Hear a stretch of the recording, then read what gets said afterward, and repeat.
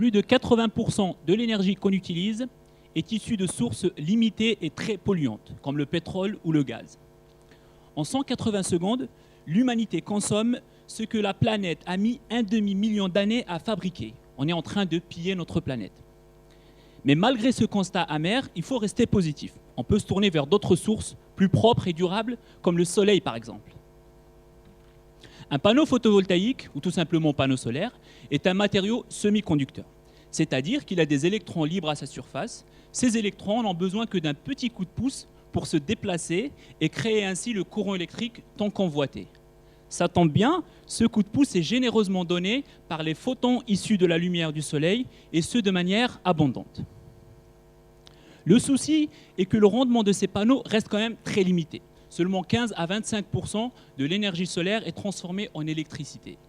Le but de ma thèse consiste à améliorer cette efficacité avec des outils mathématiques. Et pour cela, je pars non pas du début vers la fin, mais de la fin vers le début. Je commence par décrire via des équations mathématiques ce qu'est un panneau photovoltaïque parfait. Ensuite, je devine la recette et les ingrédients qui nous permettront de le fabriquer. Pour y voir plus clair, je vous propose un petit voyage dans le monde fantastique des atomes. Première étape, le modèle. On va imaginer que notre semi-conducteur est une infinité d'atomes complètement ordonnés dans l'espace. Les électrons peuvent bouger, mais dans le cadre de lois bien définies.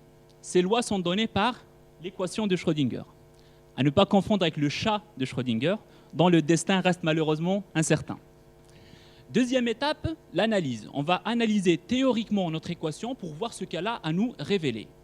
J'ai pu montrer, entre autres, que les niveaux énergétiques des électrons dépendaient de manière continue de la structure géométrique des atomes. En fait, c'est la partie la plus excitante pour un mathématicien. Dans cette étape, je fais aussi appel à la puissance des ordinateurs pour visualiser et analyser mes solutions. Dernière étape, et non la moindre, c'est confronter mes résultats théoriques de simulation avec l'expérience physique. Au cours de ma thèse, j'ai eu beaucoup d'échanges avec des chercheurs de EDF à ce propos. Et à l'heure où je vous parle, 2 codes informatiques que j'ai développés dans ma thèse sont utilisés par ces ingénieurs pour développer et étudier des cellules photovoltaïques d'un certain type. Voilà, j'espère que vous y voyez un peu plus clair maintenant, car sinon, comme dit le proverbe, à quoi sert la lumière du soleil si nos yeux sont fermés? Merci.